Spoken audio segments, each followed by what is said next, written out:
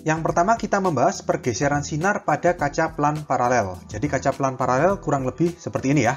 Jadi kaca yang bentuknya kotak atau balok gitu ya. Disebut pelan karena kedua permukaannya ini datar, bukan melengkung, cekung atau cembung gitu ya. Dan paralel itu artinya sejajar ya. Jadi permukaan atas dan permukaan bawahnya sejajar, memiliki ketebalan yang tetap. Misalkan ketebalan kaca ini adalah D. Oke, kaca pelan paralel dengan ketebalan D ini, misalkan saya taruh di medium yaitu udara bebas ya, udara seperti biasa ini. Nah, lalu dari udara yang sebelah atas ini, pada kaca saya berikan sebuah sinar datang, misalkan sinar datang seperti ini. Nah, ketika sampai di permukaan kaca yang atas, sinar ini kan pasti akan dibiaskan ya. Jadi kita gambar garis normal, lalu ada sudut datang I. Nah, dari udara ke kaca kan berarti dari medium kurang rapat ke medium lebih rapat. Berarti sinar ini dibiaskan mendekati garis normal. Berarti sinar biasnya seperti ini. Dengan sudut bias R. Ya, berarti I lebih besar dari R. Gitu kan ya. Nah, lalu ketika sinar ini mencapai permukaan kaca yang bawah, dia akan dibiaskan kembali ke udara. Ya, dibiaskan kembali berarti di sini ada garis normal. Sudut datangnya ini pasti sama dengan R, sama dengan sudut bias yang pertama tadi. Ya, karena dua garis normal ini sejajar, berarti ini dan ini itu dalam berseberangan. Berarti kalau ini R, ini juga R. Dan ketika dibiaskan ke udara lagi, maka kan dari medium lebih rapat ke kurang rapat, berarti menjauhi garis normal. Maka sinar akan dibiaskan seperti ini. Ya, sudut bias yang kedua itu sama dengan sudut datang yang pertama, yaitu sama dengan I, karena kan kembali ke udara lagi. Oke, jadi di sini bisa kita simpulkan, sinar yang menuju kaca dan sinar yang meninggalkan kaca itu sejajar. Hanya dia agak bergeser ya, bergeser ke bawah sedikit ya, atau bergeser ke kiri bawah gitu ya. Jadi kalau misalkan sinar yang menuju kaca ini saya perpanjang, pakai garis putus-putus ini, dia akan sejajar dengan sinar bias yang kedua.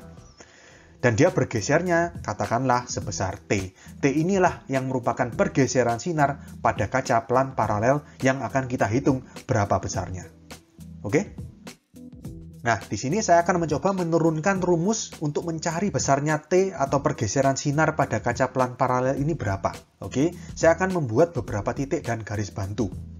Jadi misalkan ini ada titik A di sini, lalu di sini ada titik B, terus di sini titik C, di sini ada titik D.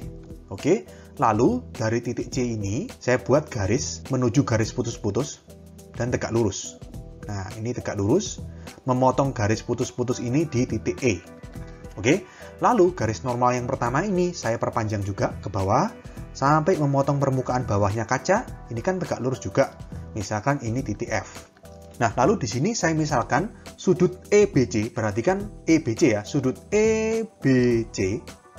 Ya, EBC ini saya misalkan alfa. Besarnya sama dengan alfa. Maka, gini. Kalau kalian lihat, ini garis normal kan ini. Sinar datangnya yang pertama kan ini. Ini diteruskan jadi seperti ini. Ini kan bertolak belakang. Sudut I dengan semua ini kan bertolak belakang. Atau bisa kita tulis ini semua. Jadi dari sini ke sini, itu juga sama dengan I. Paham ya? Berarti dari sini kita bisa simpulkan kalau misalkan I itu sama dengan R plus alfa. Oke, paham? Lalu saya pindah ruas menjadi alfa sama dengan I min R. Oke? Lalu perhatikan segitiga BEC. Ya, perhatikan segitiga BEC. Segitiga BEC itu siku-siku di E. Ya, siku-siku di E. Berarti saya bisa tulis kalau misalkan sin alfa itu kan depan per miring.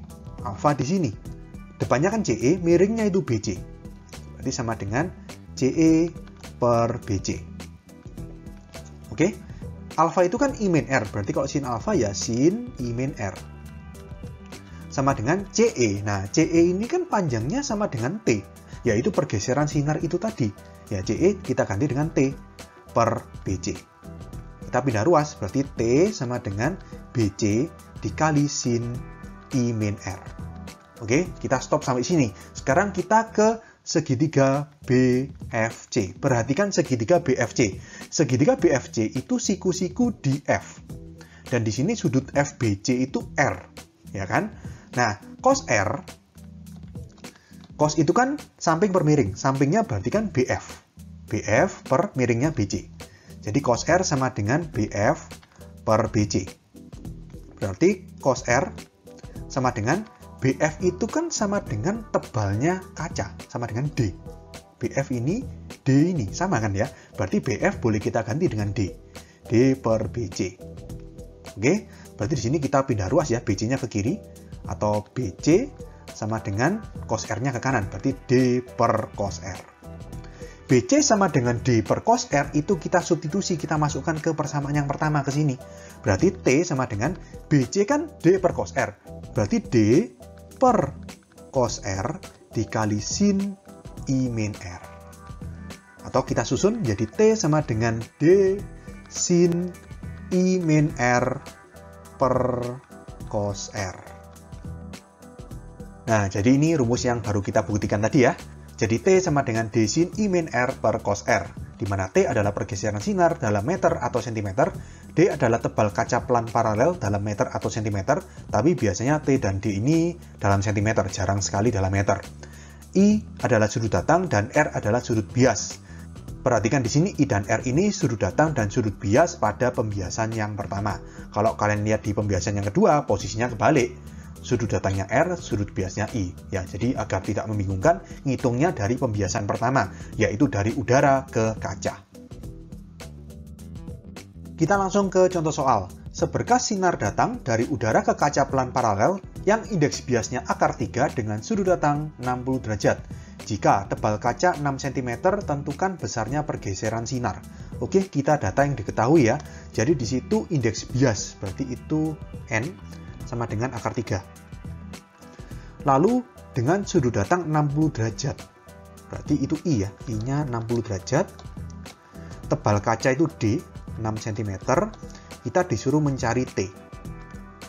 T itu kan rumusnya D sin I min R per cos R. Tapi di sini N tahu, I tahu, D tahu, tapi R belum tahu. R belum tahu, kita pakai rumus ya pembiasan biasa yang hukum Snellius itu, yang N1 sin I sama dengan N2 sin R. Ya, tapi di sini ingat ya, I dan R itu ngitungnya dari pembiasan pertama, yaitu dari udara ke kaca. Berarti N1-nya N udara dikali sin I sama dengan N2-nya berarti N kaca dikali sin R. N udara nggak diketahui apa-apa, 1 ya, dikali sin I-nya 60 derajat sama dengan N kaca, di situ akar 3 ya, dikali sin R. Sin 60 derajat itu setengah akar 3 sama dengan akar 3 sin R. Akar 3 dicoret berarti setengah sama dengan sin R. Sin berapa yang hasilnya setengah? 30 derajat ya. Berarti R-nya sama dengan 30 derajat. Oke, kalau sudah R tahu, kita langsung masukkan ke rumusnya. T sama dengan D sin I min R per cos R. Berarti sama dengan D-nya tebal kaca 6 cm, biarkan dalam cm nggak apa-apa, nanti besarnya pergeseran sinar atau T juga dalam cm. Berarti 6 dikali sin I-nya 60 derajat dikurangi R-nya 30 derajat per cos R, R-nya 30 derajat. Berarti sama dengan 6 dikali sin 60 min 30 itu kan 30 derajat ya, berarti sin 30 langsung aja ya, setengah. Per cos 30 derajat itu setengah akar 3. Setengah bisa dicoret, jadi tinggal 6 per akar 3, kita rasionalkan, kali akar 3 per akar 3. Berarti sama dengan 6 akar 3 per bawahnya berarti 3 ya. Coret, coret 2. Atau kita dapatkan T-nya 2 akar 3. Satuannya, karena tadi D-nya cm, berarti di sini juga cm. Oke, langsung kita dapatkan ya. Besarnya pergeseran sinar adalah 2 akar 3 cm. Berikutnya kita ke kedalaman semu. Jadi kedalaman semu ini nggak jauh dari kehidupan keseharian kita ya.